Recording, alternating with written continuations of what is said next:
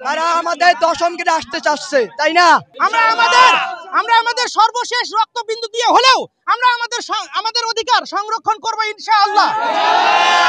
যদি তারা আমাদের দশম গেটে পরীক্ষা দিতে চায়, তাহলে আমি আপনাদের মাধ্যমে সারা দেশে জানিয়ে দিতে চাই যে আগামীকাল ডিপ্লোমা সারা দেশে ভর্তি পরীক্ষা অনুষ্ঠিত হচ্ছে। আমি বলবো অবিলম্বে তারা এই ডুয়েট ডিপ্লোমা ভর্তি পরীক্ষাতে অংশগ্রহণ করে চান্স পেয়ে তারা যেন ডিপ্লোমাতে পড়াশোনা করে। এতটুকু আমার বক্তব্য ছিল। ঠিক আছে সবাই। কিন্তু আমি জানি আমার দশম গ্রেডের কাজ কি আমার জানতে হবে। আমাদের দশম গ্রেড মানে উপসহকারী প্রকৌশলী তারা আসতে চাচ্ছে। দশম গ্রেডের ভিতরে অনেক গ্রেড আছে, আমাদের 1 থেকে 9 পর্যন্ত যত গ্রেড আছে সকল গ্রেডে তারা অ্যাপ্লাই করতে পারে, শুধু উপসহকারী প্রকৌশলীতে তারা অ্যাপ্লাই করতে পারে না। কারণ তারা আসতে পারবে না। কারণ কেন তারা অযৌক্তিক আমি বলতে আছি।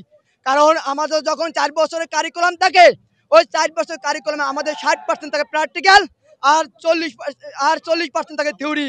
আমাদের হাতে কলমে শিক্ষা দেওয়া হয় যাতে আমরা মাঠ পর্যায়ে কাজ করতে পারি।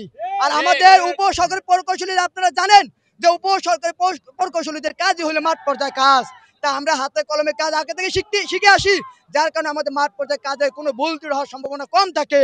কিন্তু তারা যে লেখাপড়া করে বিএস ইঞ্জিনিয়ারিং, তাদের লেখাপড়া 25 থেকে 30% হইলে প্র্যাকটিক্যাল আর বাকি অংশ থিওরি, যার কারণে তাদের হাতে কলমে কাজে শেখার পরিমাণ খুবই কম থাকে। যদি তারা আমাদের মাঠ পর্যায়ে চলে আসে তাহলে অবশ্যই ভুলের সম্ভাবনা বেশি হবে। তাদের জন্য সরকার তাদের ডিজাইন এবং প্ল্যানের জন্য তৈরি করা হয়, কিন্তু তারা ডিজাইন এবং প্ল্যানে ব্যর্থ হয়ে তাদের উচ্চ শিক্ষাতে তারা ব্যর্থ হয়ে তারা নিজেরা নিচের পদে আসতে চায়।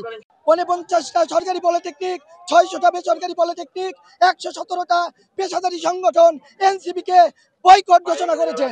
এনসিপি কে ক্ষমা চাইতে হবে। 30 লক্ষ ডিপ্লোমা ইঞ্জিনিয়াররা তাদের ঘৃণার তীর এনসিপির দিকে নিক্ষেপ করেছে। এনসিপি যদি ক্ষমা না চায়, ডিপ্লোমা ইঞ্জিনিয়াররা এনসিপি কে ছাড় দেবে না। আর যে প্রকৌশলের 3 দফা, সেই 3 দফাকে কবর দেওয়া হবে। কে প্রকৌশলী লিখবে নাকি লিখবে না সেই দায়িত্ব বুয়েটকে দেয়নি। আমরা আইডিবি কে তারপরে প্রোগ্রাম করেছি। আমাদের আজকে 3টা বিষয়।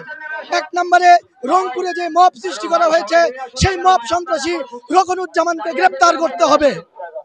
আমাদের 2 নম্বর যে ইস্যু থাকবে, গতকাল আমাদের শান্তিপূর্ণ আন্দোলনে পুলিশ লাঠি স্মারকলিপি প্রদান একটা অনুষ্ঠান ছিল, আমাদের কর্মসূচি ছিল। কিন্তু দুঃখের বিষয় আমরা দেখতেছি যে পুলিশ পিছন দিক থেকে এসে আমাদের সেই সুশৃঙ্খলভাবে স্মারকলিপি প্রদান যে আমাদের কর্মসূচিতে ছিল, সেই কর্মসূচিতে তারা লাঠিচার্জ করছে এবং আমাদের 25 জন ডিপ্লোমা ইঞ্জিনিয়ারিং ভাইদেরকে গ্রেপ্তার করছে। আমরা এর তীব্র নিন্দা জানাই। কতিপয় বিএসসি ইঞ্জিনিয়ারিং শিক্ষার্থীরা তাদের 3 দফা দাবি উত্থাপন করেছে, যেগুলো আমরা মনে করছি সম্পূর্ণ অগ্রহণযোগ্য, অযৌক্তিক এবং হাস্যকর। এই জন্য তাদের দাবির এই অযৌক্তিক দাবি, যেটাকে তারা দাবি করে দেশকে অস্থিতিশীল করার চেষ্টা করছে, আমরা এই দাবির বিরুদ্ধে আজকে এখানে শান্তিপূর্ণভাবে অবস্থান করছি এবং আমরা আমাদের 7 দফা দাবি উত্থাপন করেছি।